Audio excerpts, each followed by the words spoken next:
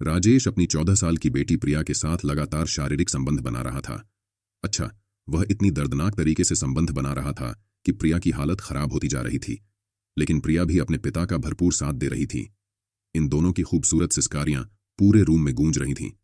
लगभग 1 साल तक इन दोनों का खेल चलता रहा है, लेकिन 1 साल के बाद इन दोनों के साथ कुछ ऐसा होता है दोस्तों, जिसे जानने के बाद आपके रोंगटे खड़े हो जाएंगे। आप भी हैरान और परेशान हो जाओगे। इसीलिए दोस्तों, इस कहानी में आप अंत तक बने रहे और मेरी आप लोगों से रिक्वेस्ट है, अगर अभी तक आपने मेरे चैनल को सब्सक्राइब नहीं किया है तो कर लीजिएगा और वीडियो को लाइक कर दीजिएगा। आप लोग वीडियो के अंत तक बने रहिएगा और इस वीडियो की कमेंट में आप अपना नाम और अपनी सिटी का नाम जरूर लिखें। दरअसल दोस्तों, यह सच्ची कहानी गुजरात की है, जहां पर राजेश नाम का एक व्यक्ति अपने परिवार के साथ रहा करता था। अच्छा, राजेश की शादी हो चुकी थी। राजेश के 2 बच्चे बचे भी थे। बड़ा बेटा 8 साल का था और छोटी बेटी 6 साल की थी। राजेश की अगर कारोबार की हम बात करें तो उसका दूध का कारोबार था और घर पर ही उसका कारोबार था। पैसा अच्छा खासा आता था, किसी तरह की कोई दिक्कत परेशानी नहीं थी। अच्छा, राजेश का अपनी पत्नी के साथ अक्सर झगड़ा हुआ करता था। जब वह रात में अपनी पत्नी के साथ संबंध बनाया करता था तो उसकी पत्नी एक ही बार राजेश को संबंध बनाने देती थी, लेकिन जब राजेश दूसरी बार संबंध बनाने की कोशिश करता था तो उसको मना कर देती थी और संबंध बनाने नहीं देती थी। इस पर राजेश को गुस्सा आ जाया करता था। वह उससे मारपीट शुरू कर देता था, उसको गाली गलौज देना शुरू कर देता था। एक दिन दोस्तों, मामला इतना बढ़ जाता है कि उसकी पत्नी राजेश को छोड़कर और अपने दोनों बच्चों को लेकर अपने मायके चली जाती है और राजेश से कहती है कि मैं तुम्हारे साथ एक पल भी नहीं रह सकती हूं, तुमसे तलाक ले लूंगी। अब राजेश अकेला हो जाता है। घर उसको काट खाने को डरने लगा था। ये सोच रहा था कि आखिर क्या किया जाए। लगभग इस तरीके से 6 महीने का समय गुजर जाता है। 6 महीने के अंदर राजेश अपनी पत्नी से 2 बार मिलने के लिए जाता है और उसको मनाने की कोशिश करता है और उसको वापस लाने की कोशिश करता है, लेकिन उसकी पत्नी उसकी एक ना सुनती है और कहती है कि मैं तुम्हारे साथ एक पल भी नहीं रह सकती हूं, तुम यहां से चले जाओ। जब राजेश अपनी पत्नी की यह बात सुनता है तो वापस चला जाता है। अब यही सोचने लगता है कि आखिर अब क्या करेगा वह, क्योंकि वह तो अकेला हो चुका था। जो उसकी शारीरिक जरूरतें हैं अब कैसे उसकी पूरी होंगी। इसीलिए उसने एक प्लान बनाया और अपने दोस्त से कहा कि वह दूसरी शादी करना चाहता है। उसके लिए कोई ऐसी महिला बताएं जो उससे शादी कर सके। उसके दोस्त ने कहा कि आप मुझे 1 महीने का समय दे दीजिए, मैं 1 महीने के अंदर ऐसे कोई महिला बताऊंगा जो आपसे शादी कर सके। 1 महीने के बाद उसके दोस्त ने एक ऐसी महिला बताई जो विधवा थी। उसके पति का एक्सीडेंट हो चुका था, वह दुनिया से जा चुका था। अच्छा, उस महिला की एक 12 साल की बेटी थी जो उसी के साथ रहा करती थी। जब उसके दोस्त ने यह कहा कि उसकी एक 12 साल की बेटी है और वह महिला विधवा है और शादी करना चाहती है, तो तुम्हारे लिए यह औरत बिल्कुल परफेक्ट रहेगी, आप इससे शादी कर लो। राजेश को उसकी बात पसंद आ जाती है और वह कहता है कि ठीक है, मैं तैयार हूं। अब कुछ दोस्त वगैरह मिलते हैं और मिलने के बाद एक मंदिर में जाकर राजेश उस महिला से शादी कर लेता है। अब राजेश उस महिला को अपनी दुल्हन बनाकर घर लेकर आ जाता है। इन दोनों का वैवाहिक जीवन बड़े अच्छे से गुजर रहा था। राजेश की शारीरिक जरूरत है पूरी होने लगी थी, उसे महिला की शारीरिक जरूरतें पूरी होने लगी थीं। उस महिला की भी शारीरिक जरूरतें पूरी होने लगी थीं। किसी तरह की कोई दिक्कत परेशानी नहीं थी। अच्छा, राजेश का जो कारोबार था वह काफी अच्छा कारोबार था। पैसे से लेकर तो किसी तरह की कोई दिक्कत होती ही नहीं थी। जो 12 साल की लड़की होती है जिसका नाम प्रिया होता है, वह भी इन्हीं के साथ रह रही होती है। एक दिन राजेश की पहली पत्नी को पता लग जाता है कि राजेश ने दूसरी शादी कर ली है और अपनी पत्नी के साथ वह वहीं पर रह रहा है। लेकिन उसकी पत्नी को कोई फर्क नहीं पड़ता है, क्योंकि उसकी पत्नी ने तो उसको हमेशा के लिए छोड़ने का प्लान बना लिया था और उससे तलाक लेने का पूरा प्लान बना लिया था कि अब वह राजेश के साथ एक पल भी नहीं रहेगी, वह उससे तलाक ले लेगी। इसलिए दूसरी शादी करने के बाद भी पहली पत्नी को कोई फर्क नहीं पड़ा था। खैर, धीरे धीरे इस तरीके से लगभग 9 महीने का समय गुजर जाता है। राजेश की जो दूसरी पत्नी थी वह गर्भवती होती है, वह बच्चे को जन्म देने वाली होती है, तो उसकी हालत खराब हो रही थी, उसको काफी पीड़ा हो रही थी। इसलिए राजेश उसको एक नजदीकी नर्सिंग होम में लेकर जाता है और वहां पर जाकर उसका चेकअप वगैरह कराता है। डॉक्टर उसे भर्ती कर लेते हैं। लेकिन सबसे बड़ी दिक्कत यह थी कि उसकी जो पत्नी का जो बच्चा होने वाला था वह अंदर पेट में ही वह बच्चा मर चुका था। इस पर उस महिला को काफी परेशानी हो रही थी, काफी दर्द वह सहन कर रही थी। धीरे धीरे लगभग 1 घंटे का समय गुजर जाता है। उस बच्चे का जन्म नहीं होता है और दर्द के मारे उस महिला की वहीं पर मौत हो जाती है। अब बच्चा तो पहले ही मरा हुआ था पेट में, अब उस महिला का भी वहीं पर मौत हो जाती है। जब डॉक्टर साहब उसको बचा नहीं पाते हैं तो राजेश से कहते हैं कि हम आपकी पत्नी और आपके बच्चे को नहीं बचा पाए हैं। राजेश अपनी पत्नी को अस्पताल से लेकर घर आ जाता है और उसका अंतिम संस्कार कर देता है। अब राजेश फिर से अकेला हो चुका था, खोया खोया हुआ रहने लगा था। न ही वह किसी से बात करता था और न ही वह किसी से बोलता। इस तरीके से लगभग धीरे धीरे 6 महीने का समय और गुजर जाता है। उसकी सौतेली बेटी लगभग 14 साल की हो चुकी थी। एक दिन राजेश घर पर अकेला बैठा हुआ होता है।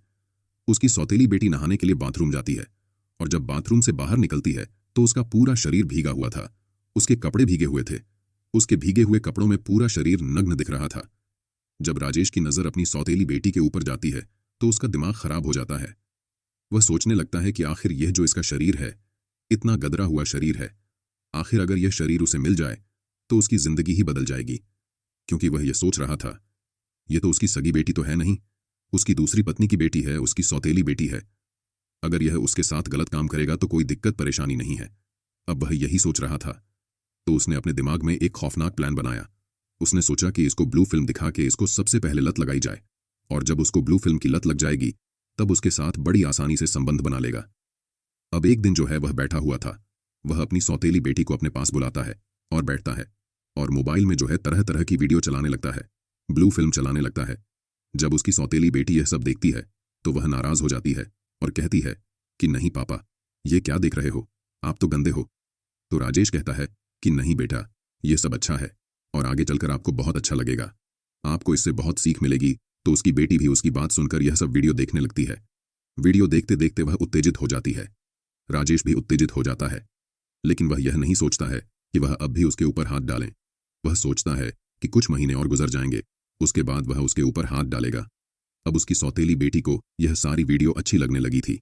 वह कभी कभी अपने सौतेले बाप से फोन लेकर गंदी वीडियो ब्लू फिल्म देखा करती थी। अब इस तरीके से लगभग 1 महीने का समय गुजर जाता है, जो प्रिया को अब ब्लू फिल्म देखने की लत भी लग चुकी थी। राजेश को अंदाजा हो चुका था कि उसको अब ब्लू फिल्म देखने की लत लग चुकी है। अब यह सही समय है उसके साथ संबंध बनाने का।